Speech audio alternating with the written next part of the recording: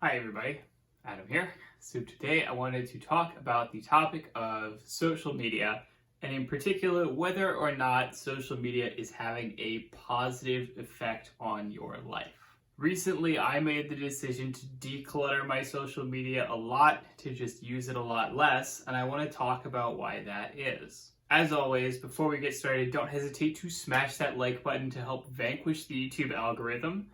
And of course, to bless every himbo around the world with just 1 year of oblivious social media posting, no thoughts, head empty, just having a blast. I am also generally taking on new online fitness coaching clients. So of course, if you are interested, you can reach out via the link below and I will be in touch with you. So social media generally isn't healthy for you and has a negative effect on your mental health. They've done a lot of studies on this, and what they have generally shown is that people who use social media a lot tend to have mental health issues as a result, and it increases the more you use it, which is to say that there is a somewhat clear connection between the two. That's not to say, of course, that if you are using a lot of social media and you are spending a lot of time on social media, that you are necessarily going to be suffering as a result of it, but the likelihood that you will have mental health issues as a result rises pretty dramatically. I've also been thinking about this topic a lot lately because of the recent Facebook whistleblower case, in which it was revealed that basically they know that, behind the scenes, the execs, the people who work at Facebook are well aware of these issues and the effects that social media can have on our health, but they make decisions because those decisions will make them money, and they do not care so much if it affects their users negatively in the process. So they prioritize making money over ultimately the mental health and the effects that these social media platforms have on it. So one important thing to understand is that social media always filters towards the exceptional, the most interesting, the most exciting, the most shareable, etc. When you create a system in which social media users can like a post or share a post, then what you are doing is creating an environment in which the most liked posts are always going to rise to the top. And there are always going to be particular kinds of posts that are the most liked posts. It's going to be things like, if you're on Facebook, it's going to be like, like somebody got married, or, it's somebody's birthday, or, those really exceptional events tend to rise to the top because Facebook rightly recognizes that those are the kinds of things that get a lot of attention. But the problem with that is that it creates this environment in which you only see those exceptional things. And when you only see those exceptional things, it becomes a problem because it kind of warps your perspective a little bit in terms of just kind of what kind of content is out there and what people are actually doing all the time. If I opened up my Facebook, I would constantly think that all of my friends are getting married or having birthdays or accomplishing major life goals, and that would make me think, well, why am I not doing that? When the reality is that, of course, it's not that everyone is constantly, doing all this stuff.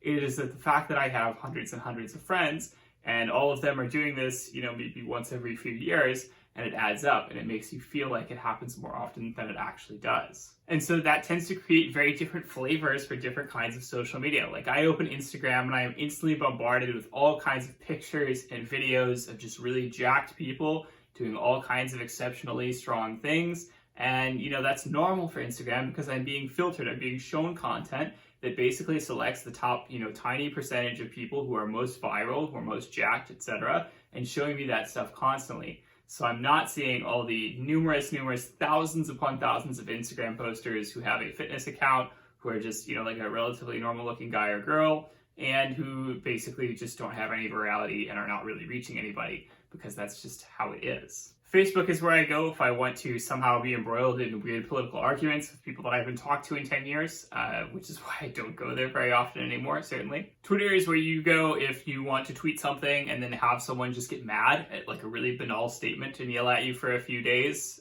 You have no idea who this person is or why they care so much, but they are really dedicated to misinterpreting something you've said and then yelling at you a lot for it. Also, I will say that Twitter is great for being a place where you can do something silly. Like, for example, one time I I was walking on the street and I saw like a pair of shoes just lying on the street that someone had left there.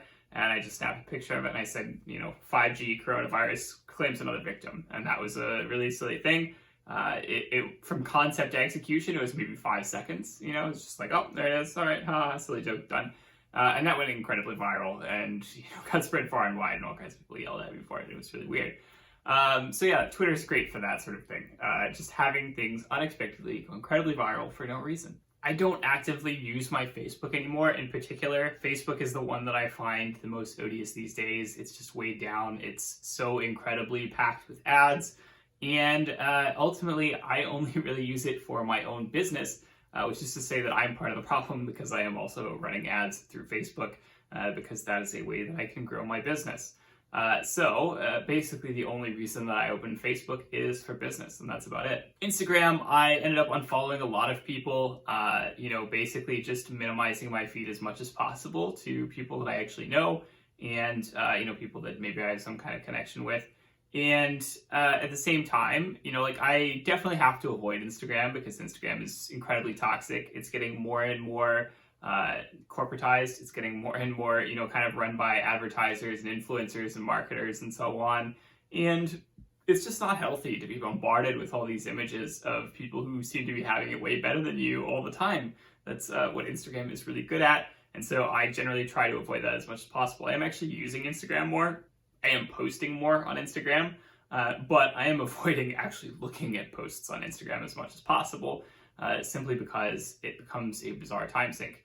Another thing that Instagram has decided is that it really likes to show me videos of it'll be a video of like a Turkish guy and he's making some kind of food thing and it's completely unidentifiable. You have no idea what the guy is making, but you're that looks really interesting, or using some kind of tool or doing some kind of thing, and there's some kind of sick music laid over it, and you have no idea what's going on, of course, because you can't read Turkish, so you're just that's I don't know why I'm so addicted to these things, but Instagram shows me 30 of these a day. So that's another thing I have to avoid as much as possible, is getting sucked into a rabbit hole of trying to identify what is going on in these bizarre satisfying work videos, or whatever they call them. Twitter is what I tend to use the most, and that's what I have the most attention wrapped up in. Obviously, even Twitter, which is a relatively chill social media site in terms of giving you mental complexes, I had to basically stop looking at my follower count entirely. When you get to a certain level of follower count, what will happen is that basically your numbers will stagnate for a while, and then you'll have something viral and you'll gain 100 followers. And then you'll maybe have some steady followers, and then you'll lose some steadily, and things are constantly fluctuating because maybe a bunch of your followers temporarily got suspended and then they come back.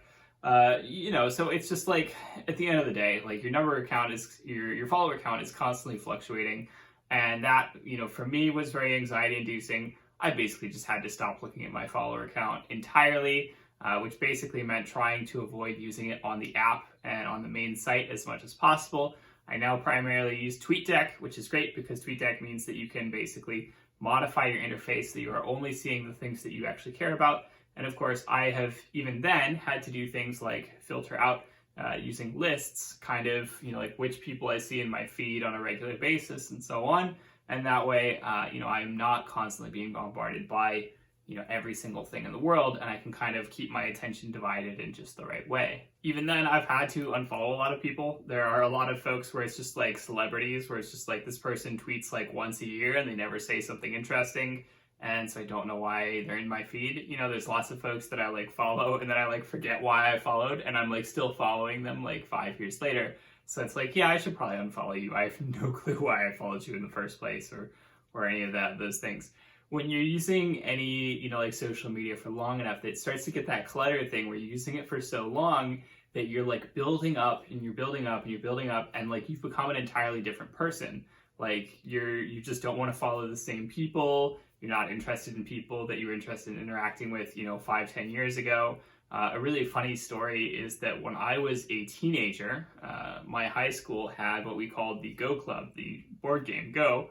And it wasn't actually a Go club. We mostly treated it like an anime club because I was a little nerd.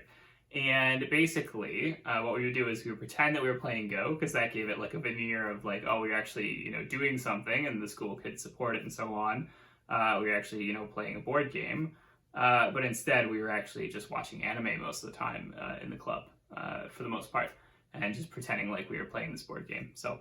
I signed up for the American Go Association newsletter, and that was, I want to say around 2002 or so, maybe 2004, and I'm still signed up to that gosh darn newsletter. I am still, to this day, signed up to that newsletter, and I still get their notifications periodically. I haven't played a game of Go. I've entirely forgotten how to play the game of Go, but I still have that mailing list that I am subscribed to.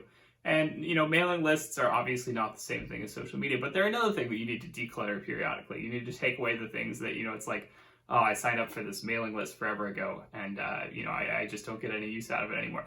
That's not to say you can unsubscribe from my mailing list. Obviously, you should stay subscribed to my mailing list forever. But it is something where that kind of stuff starts to clutter up your attention over time. You start to collect all kinds of just things that you were subscribed to that just don't mean anything to you anymore. And it is important, and I give you permission to declutter, to just basically unsubscribe, to unfollow from people who, you're simply not getting much out of anymore. I find that it's often simply good to just sit down and be mindful about things and say, just have a real conversation with yourself. Just have a real analysis of what's working and what's not. And this is a good thing with basically anything in your life. This is a good thing with kind of your fitness endeavors or your self-improvement endeavors. It is good to have, maybe a quarterly check-in with yourself where you sit down, you kind of analyze what's working, you iterate on that, you find out what's not working, you cut those things out, and over time you just get better and better. And social media is definitely one of those things. Social media eats up so much of your time if you are not careful about it. Social media can really warp your sense of just kind of what's going on outside in the world, what kinds of people there are out there, and so on, and what is normal and what is exceptional. And so it's important, of course, to simply trim that stuff out, get outside, touch grass, do other things that are not just getting sucked into your social media all day. Develop a healthy relationship with your social media. You don't need, of course, to do that thing that everyone does where they're like, I'm quitting social media, and then they, go away for a week and then they come back when they're bored. That's not necessarily what you're trying to accomplish here. What you are trying to accomplish is to develop a healthy relationship with it. Very often, that will mean trimming things back quite a bit so that you can manage things effectively. Anyway, that is all for this week's video. As always, do not hesitate to like, comment, subscribe. Tell me what you want to see in future videos. Smash that like button. All the other things that you do to help out the YouTube algorithm. Hit that subscribe button. Share this video with other people. As always, I will see you all next week. Have a good one.